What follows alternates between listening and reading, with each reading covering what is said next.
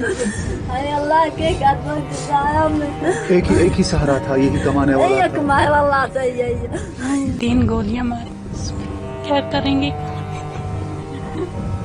आतंकियों से बंदूक छीनने की कोशिश की और फिर जो हुआ वो भयावह है। लोगों को बचाने की कोशिश में जान गंवा बैठा कश्मीर का आदिल। हमारे परिवार की बहुत बुरी हालत बन गई थी। जैसे ही हमने अपने भाई के बारे में सुना तो हमें बहुत दुख हुआ। आदिल क्या करता था, कितने पैसे कमाता था? यही दिन का 300 रुपया कमा लेता था। और क्या काम करता था? यही घोड़े चलाता था, मजदूरी करता था। कई लोग बता रहे हैं कि उस दिन आपकी बड़ी बहन ने मना किया आदिल को कि मत जाओ। जी, बोलने लगा कि आज जाऊंगा, मुझ में इतनी हिम्मत ही नहीं है काम करने की। आज जाऊंगा, कल घर बैठूंगा, कल नहीं जाऊंगा। जब हमने सुना तो वो अपनी जान ही खो बैठा। तो फिर परिवार को अब आप कैसे संभाल रही हैं? आदिल अब आपके बीच में नहीं है, लेकिन उसने उस कश्मीरियत को जिंदा रखा है।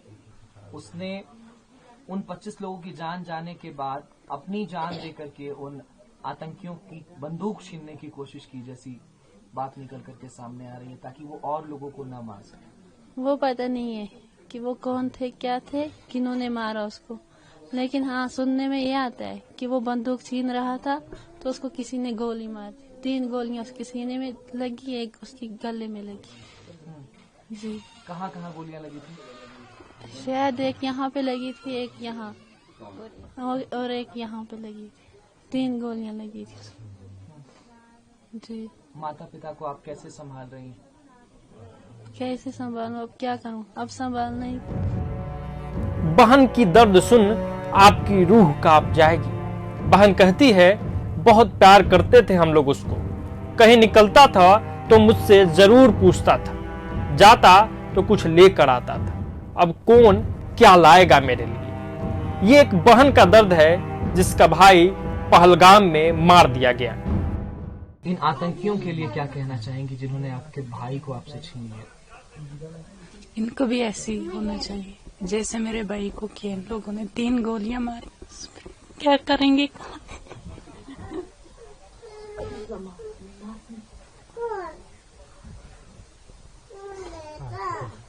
अब कहाँ से ढूंढेंगे भैया को।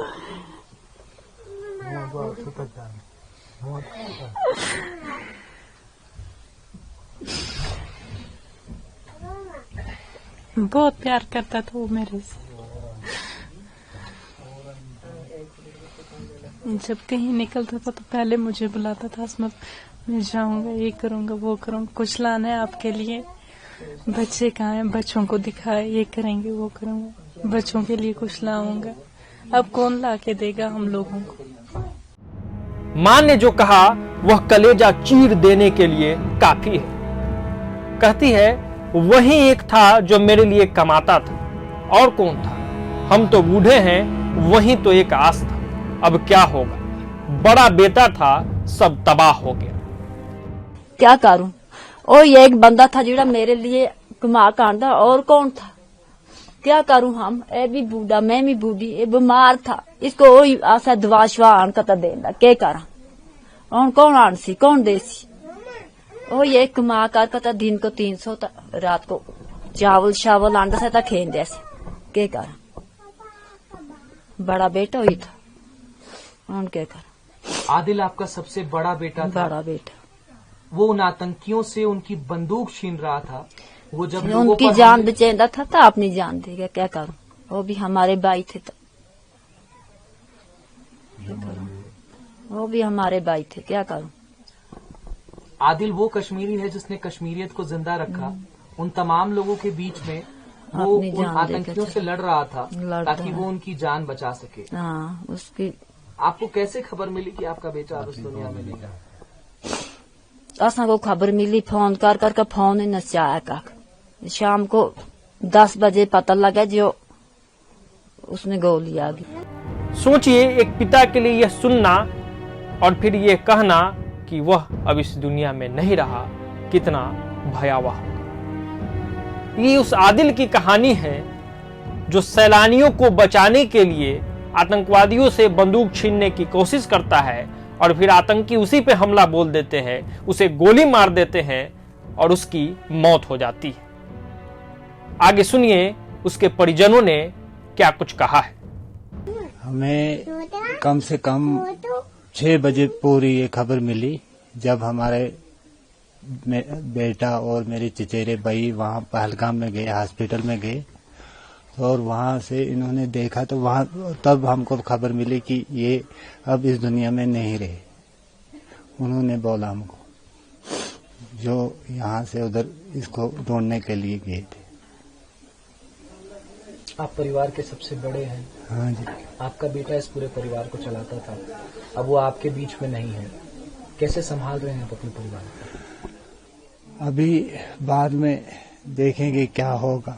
अभी इसी गम में हम मुब्तला है, यही गम है, अभी यही परेशानी है। देखेंगे बाद में क्या होगा। अगर कोई इंसाफ मिला या कोई न कोई बहाना मिला तो कुछ होगा। आदिल इंशाअल्लाह इतना बहादुर था कि वो जब आतंकी अंधाधुंध गोलियां चला रहे थे, कश्मीरियत को शर्मसार कर रहे थे, तब आपका बेटा आदिल उनकी बंदूकें छीन रहा था, उन बुज़दिलों से लड़ रहा था। क्या कहेंगे अपने बेटे की इस शहादत के बारे में? बहुत फक्र है, बहुत फक्र है उसकी शहादत पे।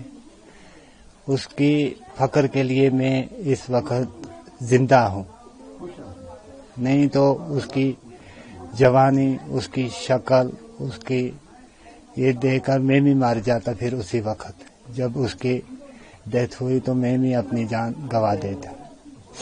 लेकिन इस बहादुरी की वजह से मैं खुश हूँ और मेरी जान भी बच गई कि उसने और लोगों, सियाहों को बचाया, उन औरतों को वहाँ पे बचाया, उन बच्चों को बचाया। कुछ लोग उसकी वजह से बच गए, ये मुझे बहुत बड़ा नाज है उनका। जब आतंकी ये अंधाधुंध गोलियां चला रहे थे और आपके बेटे से आपकी आखिरी बातचीत फोन पर हुई थी, जब वो घोड़े लेकर के गया था सुबह, उसके बाद? नहीं, उसके फोन नॉट रिचेबल था पहले, जब हम यहाँ से फोन करते थे। फिर बाद में 4, 4:30 बजे के बाद उसका फोन ऑन हुआ।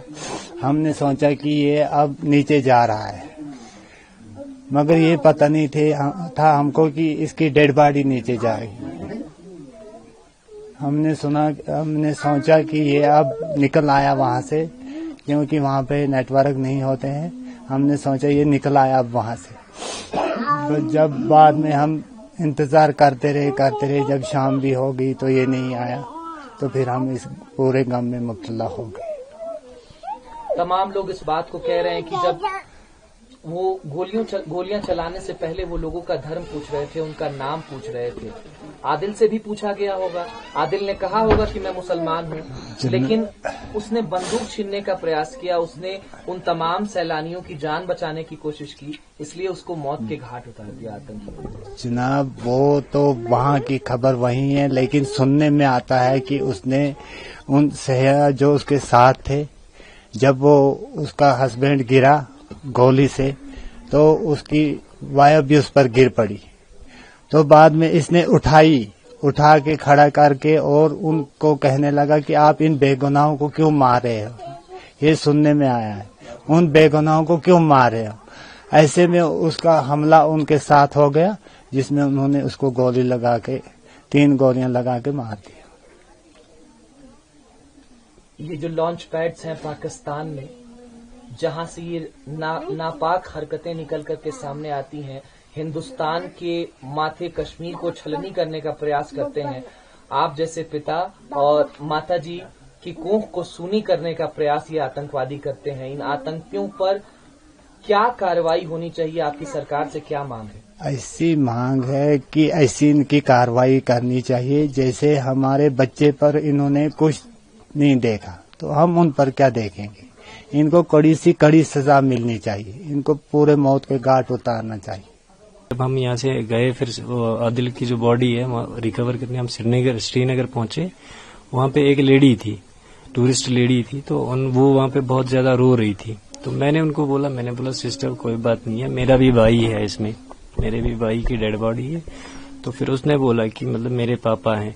तो फिर उसने बोला कि जो सिविल एक मरा है वो आपका भाई है। मैंने बोला हाँ वो मेरा भाई है। तो वो बोलने लगी, उनके बोलने से, हालांकि मैं प्रेजेंट वहाँ पे नहीं था, उनके बोलने से मैंने ये सुना कि वो बोलने लगी कि जब वहाँ पे गोलियां चली तो वहाँ पे जब मेरे बाप को जो है सर में शॉट आया, वो नीचे गिरा, मैं उनके पीछे गिरी उनको बचाने के चक्कर में। तो ये एक लड़का है जो वहां से मतलब भाग के आया और इसने मुझे बाजू से पकड़ा और वहां से निकालने की कोशिश की। ठीक है, उसके बाद क्या हुआ कि इसने जो मतलब अटैकर्स थे जिन्होंने अटैक किया, उनको ये बोलने लगा कि ये अगर मतलब तुम इनको क्यों मार रहे हो, ये जो बेगुनाह लोग हैं, तुम बेगुनाह लोगों को क्यों मार रहे हो। उस वजह से फिर क्या है कि उन्होंने उसके सीने में 3 गोलियां मारी थी। मैंने खुद देखा, एक उसके यहाँ पे गोली लगी थी, एक यहाँ पे, एक यहाँ पे, और उसकी जो ये बाजू है, ये पूरी जो है ना मतलब बाजू खत्म हुई थी। प्रभातखबर.com, विश्वास वही, रफ्तार नहीं।